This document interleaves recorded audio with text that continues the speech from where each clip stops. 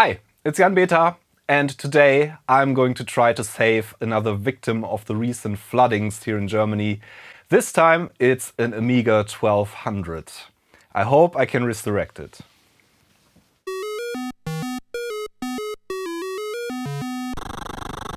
So here it is.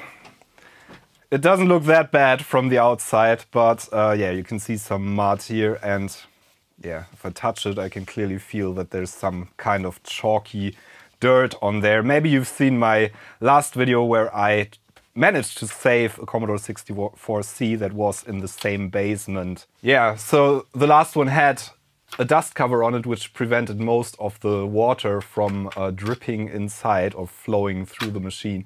This one didn't, and the owner actually told me that he wasn't sure if this was plugged in while the flooding happened. So maybe we got some more electrical damage in this one. He just sent me the whole thing with the external disk drive still connected. That does look pretty dirty as well, and there's even a disk in the internal disk drive. Disk drives are going to be tricky to resurrect because there's so many mechanical parts in there. I'm pretty confident that I can resurrect the circuit board itself, I hope. So yeah, without further ado, let's take a look inside and see what we can do here. So first things first, I'm going to remove the disk and the disk drive. That's actually screwed down. The connector is screwed down.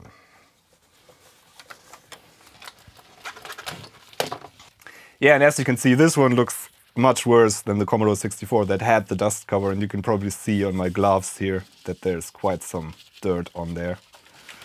And yeah, it does look pretty dirty. So let's take a look inside. Hopefully it looks better from the inside. Yeah, I'm just going to open this up without further ado.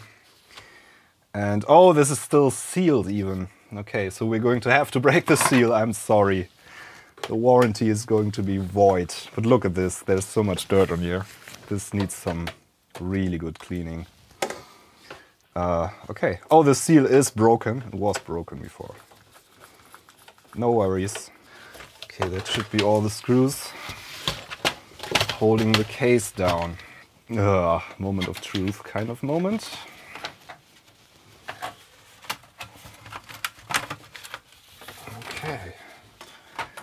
Okay, this does look pretty promising actually. Yeah, let's remove the keyboard first, I guess. There's quite some dirt here. We have to wash this case thoroughly. Okay, the keyboard ribbon, there's a connector on the mainboard actually that you can, you lift it up. There's a plastic retaining clip there that you can lift up. So there we go. So now we can lift this up and disconnect the LED. This hard disk holder is just stuck in there, so I'm going to remove the drive, disk drive. Just going to mark the polarity. Same here. And I'm going to remove the screws that hold the disk drive in place, and then also the screws that hold the shield down. Okay, there's a disk drive. This is going to be challenging, as I said. There's one screw that goes in here from the bottom side, actually. These are non-trivial to take apart compared to some other machines.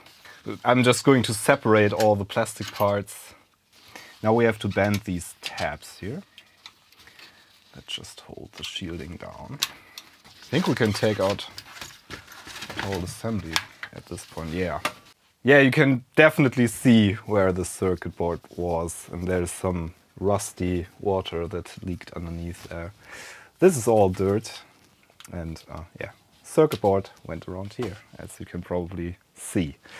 Yeah, these case parts are just going to soak in soapy water, and I'm going to give them a good scrubbing. Let's have a look at the circuit board in here. yeah, there we go. It does not look bad at all, actually. Okay, it really doesn't look bad. There is some dirt on here, for sure, that I can feel. But yeah, other than that, this looks pretty nice, actually. It's in pretty good condition. I don't think this has been recapped. I think these are the original capacitors on there, so I'm probably going to do a full restoration on this and recap the board as well. But first of all, in this video, I'm just going to try to make this work again. That's going to be the first thing. I think these are, yeah, these are Kickstart ROMs, the 3.0 variant. I'm just going to remove this bottom shield at this point and see what this board looks from the backside.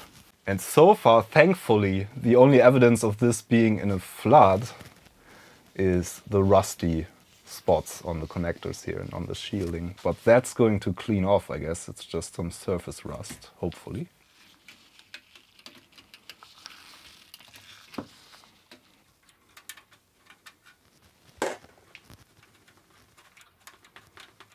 So this should now just lift out. Okay, it doesn't look half bad on the inside of the shielding. That's a good sign. Let's take a look at the board. Top side looks good.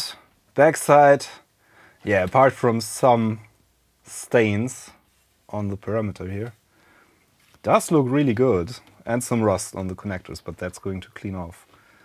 Nice. Okay, so I'm pretty confident we can make this work. Let me take a couple of seconds to thank the sponsor for this video, which is PCBWay. And they have their PCB design contest going on currently, where you can win awesome prizes.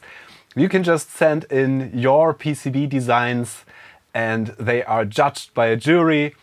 And if you win big. There's quite some amazing stuff you can win. There are categories, and of course there's also a totally free category if you have ideas that are out of the box, basically.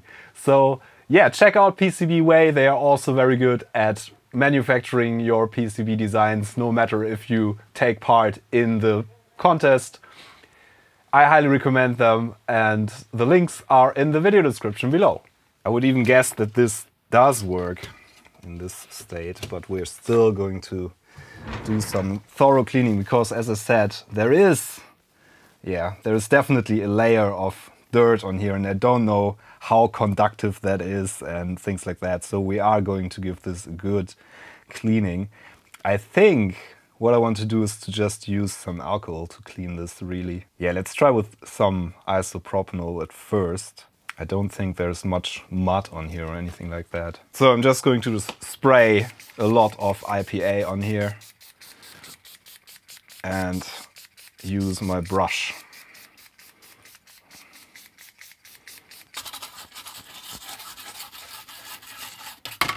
Yeah, it's not bad. It's not bad at all. And even the legs of the chips look pristine, so there's no corrosion going on that I can see. We're still probably going to have to desolder the RF modulator. Have a look at that. There's probably some dirt accumulated there. The rust on the connectors. Yeah, there's definitely a bit of rust going on here. But other than that, this looks really good. So I'm not too worried about this board, I guess. Should be able to make this work again. Yeah, so yeah, I'm just going to leave this dry and give the sockets, I'm going to remove the Kickstart ROMs and give the sockets a good scrubbing with some contact cleaner as well. And yeah, then after drying this, I guess we can just try to power this on. Yeah, maybe I'm just going to remove the RF modulator beforehand, but first of all I'm going to let this dry. So I'm just going to use some contact cleaner on this as well at this point. This is just electrical cleaner. And I'm going to use some air duster to get some of it beneath the chips. But it does look really clean already. As I said in the last video, you could use an ultrasonic cleaner for something like that. But I don't have one that size. I don't even have a smaller one, for that matter. Yeah, the sockets are absolutely clean as well. This is just a pretty general electrical cleaner that I'm using here. It's not exactly contact cleaner, but it cleans contacts because it cleans everything electrical. And this evaporates really quickly. I have other stuff that is a tuner spray that is more for keeping the contacts alive and preventing corrosion and stuff. But this is, for this purpose, I think this is the right choice to just give it a cleaning. And I think I can just put these back. Kickstart ROMs in the sockets here. It all looks really clean. That's good. So while the circuit board dries, I'm just going to give the case parts a good bath to hopefully clean off the worst of the dirt there. I'm going to remove this LED assembly, which needs some thorough cleaning as well. Yeah, okay.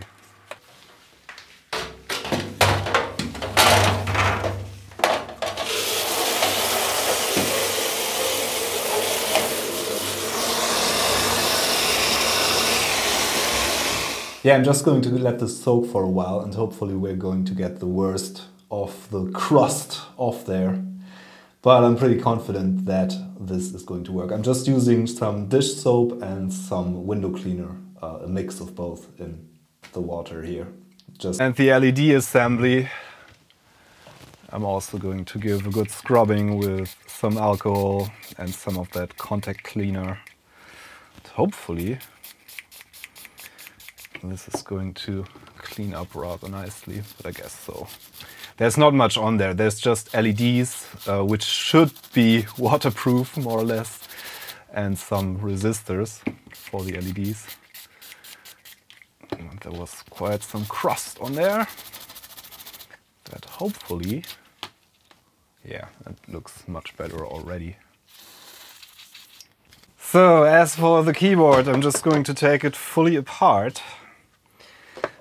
Remove all the keycaps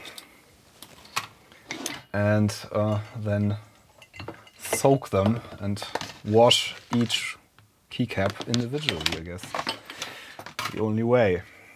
This looks rather nasty, so we're going to see how the membrane underneath looks, but pretty confident that this is going to clean up rather nicely. Just a bit of tedious work. Okay, I have my trusty keycap puller. Let's pull some keycaps.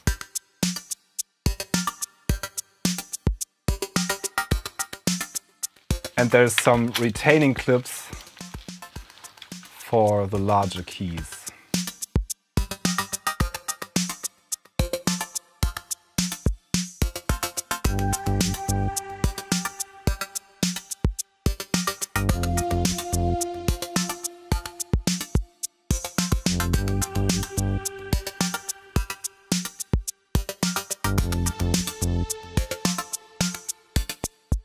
Okay, that's all the keycaps off and all the springs.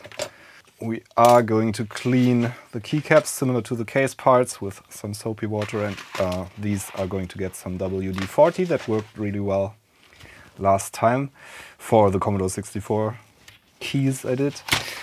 And yeah, this has to come apart, and there's like 3 million screws, similar to what the Commodore 64 keyboard has.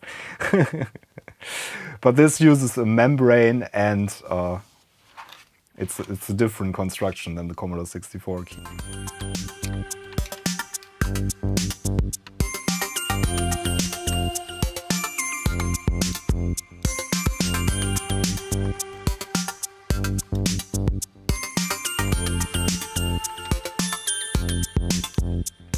Okay, the metal part should now come off. There we go. Ah, and it doesn't look that bad from the inside. Okay, that's good. So the membrane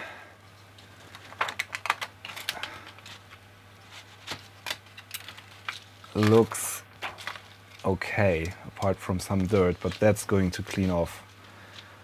Nice. Okay, that's a relief. And yeah, the plunges we're just going to remove from this plastic part, and then there's also an LED for the caps lock key that we're going to remove, and then we're going to soak this with the case parts because it is really dirty. And I'm also going to soak the keycaps in this container, obviously.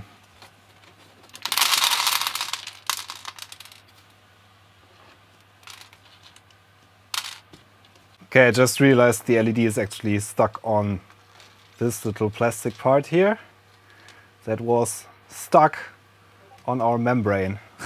So this just goes into here with the other parts and can soak for a while. And the keycaps get some warm water and some dish soap as well.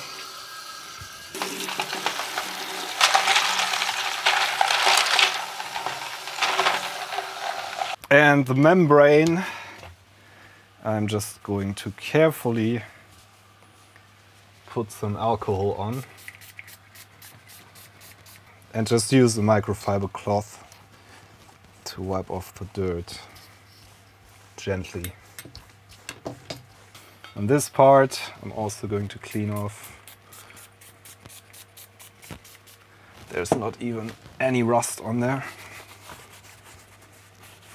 But all in all, the keyboard parts look really promising. There's not much dirt on there except on the keycaps, but that's going to clean off. That's just plastic, so probably going to be good.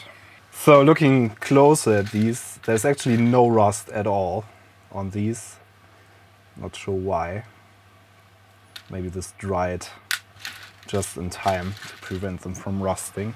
I'm just going to use alcohol to clean these because WD-40 might damage our carbon printed contacts and things like that. I don't want to risk that, so I'm just going to gently spray some alcohol on these and wipe them a bit before reinserting them. There's just dust in here that I'm going to remove.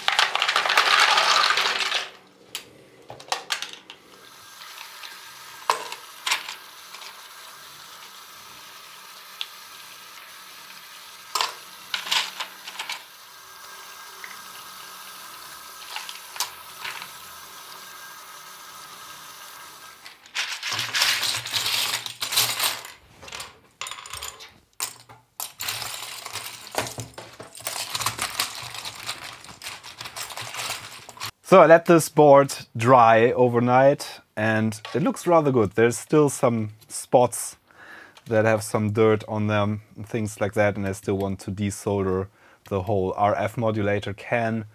That isn't needed for anything else than just the RF output, I think. So we can just get this off, clean off the rest of the little spots that I've seen, and then we can try to power this on, I guess. So yeah, that's what I'm going to do. Desolder this, clean off the rest of the spots and clean underneath here. And then we're going to try this. Let's hope for the best.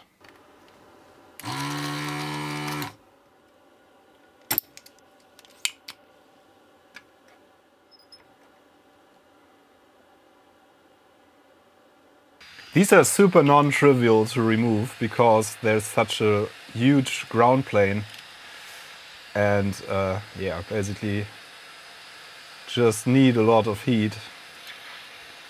And I'm using hot air here to finish it off, which usually works rather nicely. There we go.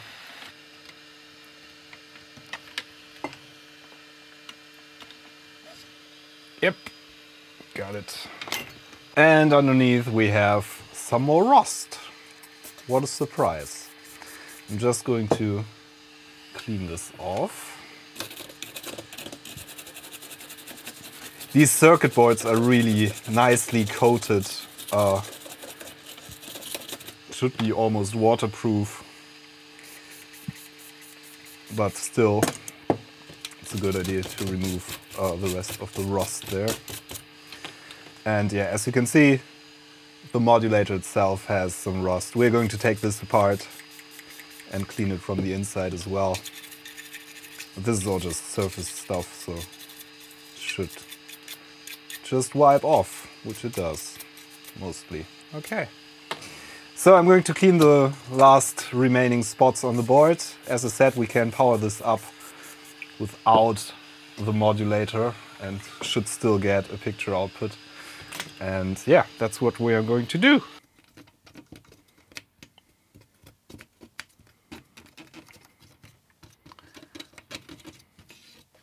It does look rather nice. So I think we can dare to power this up. I'm obviously using a known good power supply here, which I use to power my Amiga 1200 all the time. Let's just hope for the best. Cross your fingers. I have this connected to my upscaler and to the monitor, so it should technically give us a kickstart startup screen if we power this on. Or maybe it blows up. We don't know yet. Fingers crossed. Powering this on.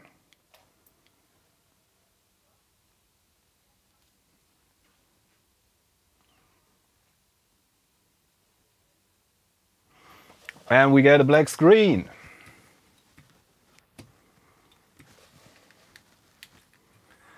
But there we go. Okay. It takes a while to power up because it's looking for the drives. It's looking for, these are the 3.0 ROMs, so they are looking for a hard disk for a rather long time. And they are also looking for a floppy disk drive, neither of which is connected. But yeah, it seems to work. That's kind of a relief. So this is not completely lost. Yeah, so this is what it's supposed to do. It just behaves like a completely working Amiga 1200 board with Kickstart 3.0 installed. So let's take apart this RF modulator can and take a look inside. It doesn't look bad from the outside. Just a bit of mud on there as well. It's a bit rusted, but I think that's going to clean off nicely. Thankfully this is not soldered shut like the one from the Commodore 64 from the previous video. This looks rather clean from the inside, thankfully. So yeah, I'm just going to wash away some of the rust and put it back onto the circuit board afterwards, I think. Just using some alcohol here.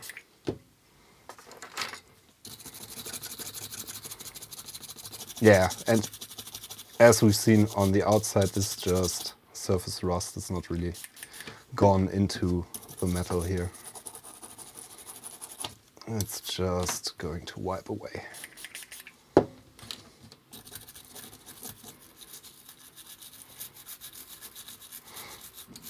And as I said, you could leave this out and don't lose any functionality basically.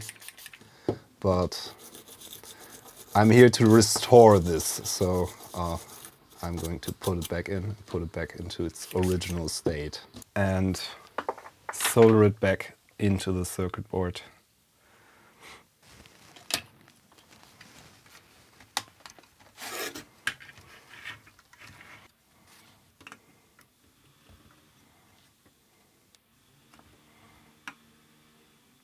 Now, let's try to resurrect this disk drive.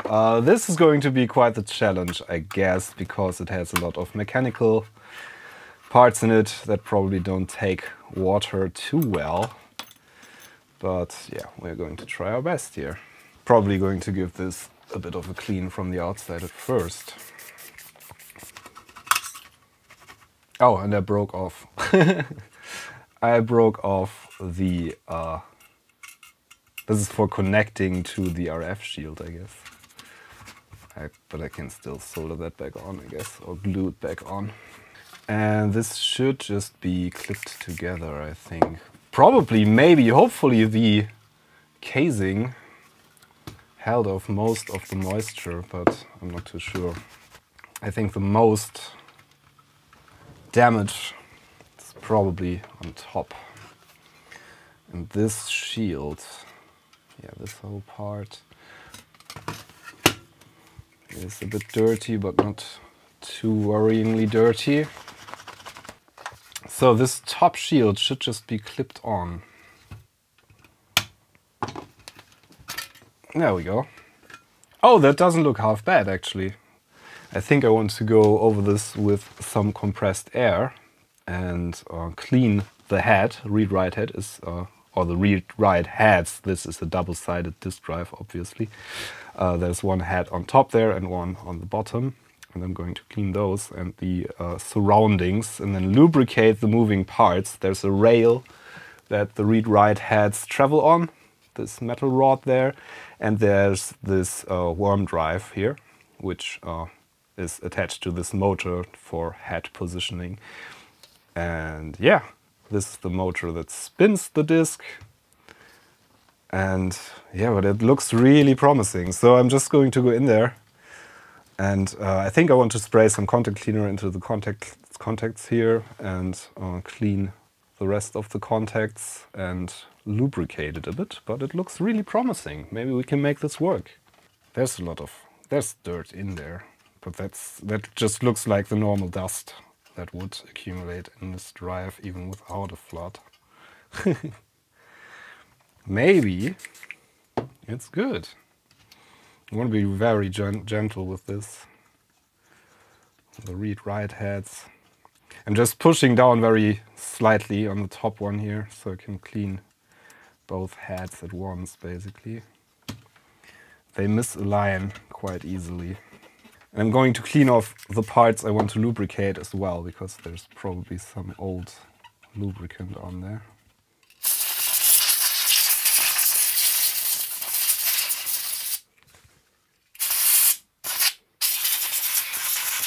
Yeah, okay, let's apply some silicone grease. So I'm just using this silicone grease, which is not liquid, but a paste rather, because that stays on better. Just applying some to this worm gear and some on this rod. And you don't need much, obviously.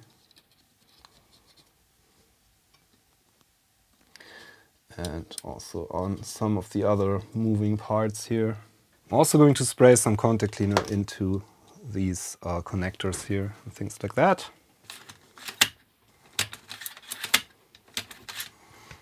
And also into these little push button thingies here, because these determine the read-write protection. The write protection, obviously, and the disk changes. And these are actually pretty common to fail if they get dirty, so I'm just going to spray some contact cleaner in there and move them. But yeah, there's not much more I want to do to this drive, actually. It seems alright, so I'm just going to reassemble it.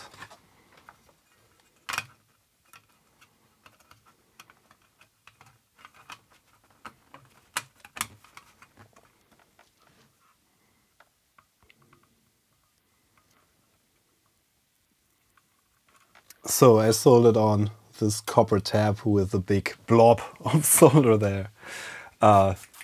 Yeah, it's not strictly necessary, I guess, but this provides contact with the ground and the shielding, so yeah, doesn't hurt to have that on there. So I have hooked up the main board and I have hooked up the drive. Let me quickly connect a joystick and see if we can actually boot something off the disk drive. That would be pretty nice. Okay, so the disk drive doesn't do much at this point. That's not good. But it's spinning at least. Ha, you know what?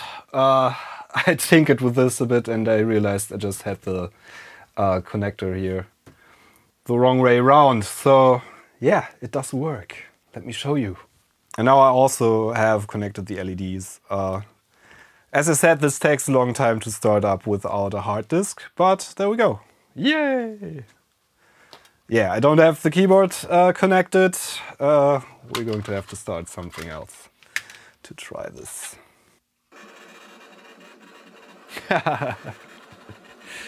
Okay.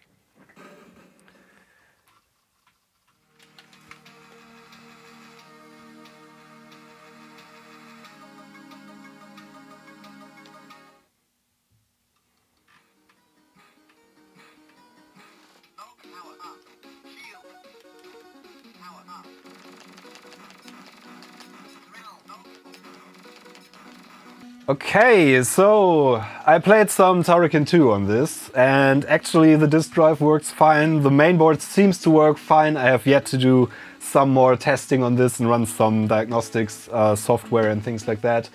But yeah, so far so good. This seems to be a completely working Amiga 1200, at least the internal hardware part. I have yet to do some retro writing on the keys, I think. I want to go through that effort because it's worth it, because the case parts turned out really nicely and they look very, very clean and very unyellowed, but the keys are pretty yellow, so I'm going to try to bring those back to their original white or off-white color. And then what I also want to do is to recap the whole board, because as I pointed out earlier, these SMD caps from the early 90s are just bad. They are just going leaky over the years, and probably these are not up to specifications anymore. There's very few Amigas I've seen from that era where these capacitors were still good, so I'm just going to replace all of them. And yeah, then I'm also going to put it all back together and hopefully have a pretty new looking A1200.